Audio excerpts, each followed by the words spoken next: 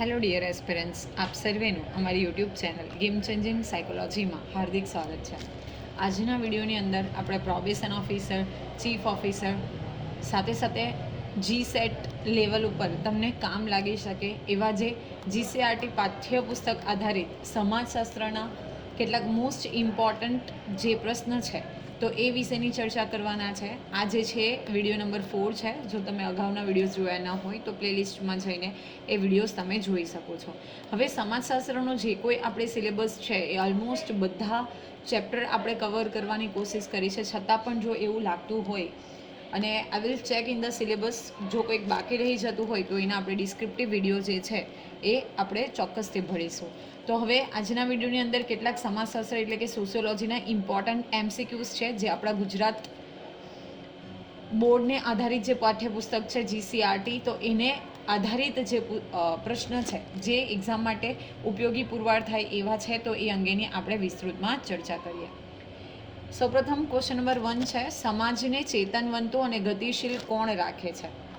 Okay, સમાજને ચેતનવંતો એટલે કે લાઈફ અને સાથે સાથે ગતિશીલ કોણ રાખે છે એટલે કે મોશનમાં કોણ રાખે છે? ઓપ્શન નંબર એ જૂથ, ઓપ્શન નંબર બી સામાજિક પ્રક્રિયા, ઓપ્શન નંબર સી સામાજિક સંબંધો અને ઓપ્શન નંબર ડી સંસ્કૃતિ. જુઓ, આપણે સમાજને ચેતનવંતો રાખવો છે એટલે કે સમાજમાં પ્રગતિ કરવી છે, સાથે સાથે ગતિશીલ રહે એટલે કે હંમેશા ઉત્તરોત્તર જે કોઈ ચેન્જીસ આવે તો એ ચેન્જીસને એક્સેપ્ટ કરે.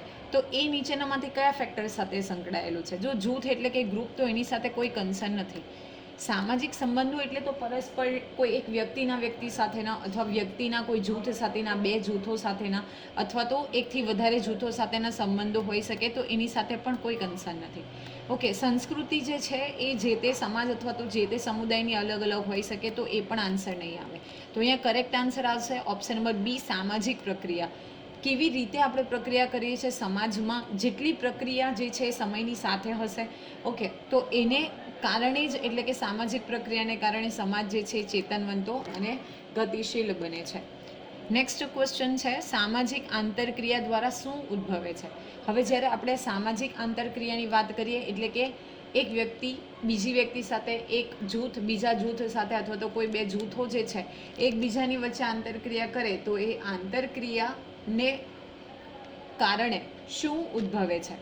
તો ઓપ્શન નંબર એ રોજગાર, ઓપ્શન નંબર બી સંસ્કૃતિ, ઓપ્શન નંબર સી સામાજિક સંબંધો કે ઓપ્શન નંબર ડી આપેલ પૈકી એક પણ નહીં. તો જો રોજગાર, સામાજિક આંતરક્રિયા સાથે રોજગારને તો કોઈ કન્સર્ન જ નથી. રોજગાર એટલે તો વ્યક્તિ પોતે મહેનત કરી અને પછી જે કંઈ અર્ન કરે તો એને આપણે રોજગાર કહેવાય. અગેન સંસ્કૃતિ, તો આંતરક્રિયા સાથે સંસ્કૃતિ નથી ઉદ્ભવતી, એ તો આપણી પાસે ઓલરેડી દેન છે. ઓકે, તો અહીંયા કરેક્ટ આન્સર આવશે ઓપ્શન નંબર સી. જ્યારે આપણે એકબીજાની સાથે આંતરક્રિયા કરીએ છીએ તો સામાજિક સંબંધો જે છે એ વિકસે છે, ઉદ્ભવે છે. માની લઈએ કે આપણે એક અનનોન પર્સન છે, બીજા કોઈ વ્યક્તિને આપણે મળીએ છીએ, આપણે એની સાથે વાતચીત કરીએ છીએ, ધીરે ધીરે જે એ સંબંધ છે એ વધુ સારા થતા જાય છે, તો એને કારણે શું જન્મે છે અથવા તો શું ઉદ્ભવે છે? તો સામાજિક સંબંધો, સોશિયલ રિલેશન્સ જે છે એ ઉદ્ભવે છે. નેક્સ્ટ જોઈએ, સામાજિક પ્રક્રિયા કઈ વિવિધતા સાથે સંકળાયેલી છે? ઓકે, જે સામાજિક પ્રક્રિયા છે તો એ કઈ કઈ વિવિધતાની સાથે સંકળાયેલી છે? ઓપ્શન નંબર એ સાંસ્કૃતિક, ઓપ્શન નંબર બી જૈવિક વિવિધતા, ઓપ્શન નંબર સી ભૌગોલિક વિવિધતા અને ઓપ્શન નંબર ડી આપેલ પૈકી એક પણ નહીં. તો જો જૈવિક એટલે તો જે કોઈ આપણે જાતિ આધારિત પરિવર્તન જોઈ શકીએ, તો એની સાથે સામાજિક પ્રક્રિયા નથી ઉદ્ભવતી. પ્લસ ભૌગોલિક એટલે કે જે જિયોગ્રાફિકલ લોકેશન છે તો એના દ્વારા પણ સામાજિક પ્રક્રિયામાં વિવિધતા સાથે નથી સંકળાયેલી, પણ સાંસ્કૃતિક વિવિધતા જે છે એ સામાજિક પ્રક્રિયા સાથે સંકળાયેલી છે. જ્યારે સંસ્કૃતિમાં ચેન્જ આવશે તો એને કારણે જે કોઈ પણ સંબંધો રચાશે અથવા તો સામાજિક પ્રક્રિયા છે તો એમાં પણ ચેન્જીસ આવશે. નેક્સ્ટ છે, માનવ વર્તન માટેનું ચાલક બળ કયું છે? This is the important question. જ્યારે આપણે હ્યુમન બિહેવિયરની વાત કરીએ તો કયું ફોર્સ અથવા તો કયું બળ એવું છે જે ચાલક એટલે કે મોટિવેશન પ્રોવાઈડ કરે છે? ઓપ્શન નંબર એ સમાજ, ઓપ્શન નંબર બી સાધન, ઓપ્શન નંબર સી ધ્યેય અને ઓપ્શન નંબર ડી આપેલ પૈકી એક પણ નહીં. તો જો સમાજ જે છે એ માનવ વર્તન સાથે કોઈ પ્રેરક બળ નહીં આવે, ધ્યેય જે છે, હવે કેવી રીતે ધ્યેય, માનો કે તમે કોઈ ગોલ સેટ કરેલો છે, રાઈટ, તો એ ગોલને અચીવ કરવા તમે શું કરશો, વર્ક કરશો. ઓકે, તો તમારા ગોલને આધારે જે તમારું વર્તન છે તો એમાં પણ ચેન્જ આવશે. માની લે કે કોઈક વ્યક્તિ જે છે એને લેખક બનવું છે, તો એ શું કરશે, રીડિંગ કે રાઇટિંગ પ્રોસેસ ચાલુ કરશે. તો એને કારણે ધીમે ધીમે જ્યારે ઘણા બધા લેખકો કવિઓને વાંચવાનો પ્રયત્ન કરે તો એની જે વિચારો છે લેખકો કવિઓના, તો એ એના વર્તનમાં ઝલકે, એની જીવનશૈલીમાં ઝલકે, રાઈટ. તો જે ધ્યેય છે એ માનવ વર્તન માટેનું શું છે, ચાલક બળ છે. નેક્સ્ટ ક્વેશ્ચન જોઈએ, કયા જૂથમાં પ્રત્યક્ષ સહકાર જે છે કેન્દ્ર સ્થાને છે. એટલે કે આપણે બેઝિકલી પ્રાથમિક જૂથની વાત કરીએ, દ્વિતીયક જૂથ, સમુદાય અથવા તો આપેલ પૈકી એક પણ નહીં. શું છે, પ્રત્યક્ષ સહકાર. ઓકે, પ્રત્યક્ષ સહકાર એટલે કે ફેસ ટુ ફેસ, અને બીજો આવશે પરોક્ષ સહકાર, જ્યારે આપણે એકબીજાથી દૂર છીએ, રાઈટ. અને જો કોઈ ઇનડાયરેક્ટ વેથી પ્રત્યક્ષ સહકાર આપવામાં આવે તો એને આપણે પરોક્ષ સહકાર. તો દ્વિતીયક જૂથમાં નહીં આવે અને સમુદાયમાં પણ નહીં આવે. કરેક્ટ આન્સર આવશે કે પ્રાથમિક જે જૂથ છે એમાં સહકાર જે છે એ કેન્દ્ર સ્થાને હોય છે. નેક્સ્ટ જોઈએ, ગતિશીલતાની પ્રક્રિયા શું સૂચવે છે. તો word itself will give you the hint કે ગતિમાં ચેન્જ આવવું, શીલતા આવવી, પરિવર્તન આવવું, તો એ શું સૂચવે છે. સ્થગિતતા તો નહીં, ગતિ છે તો સ્થગિતતા તો આવશે જ નહીં. હવે અવરોધ તો અવરોધ પણ નથી સૂચવતું.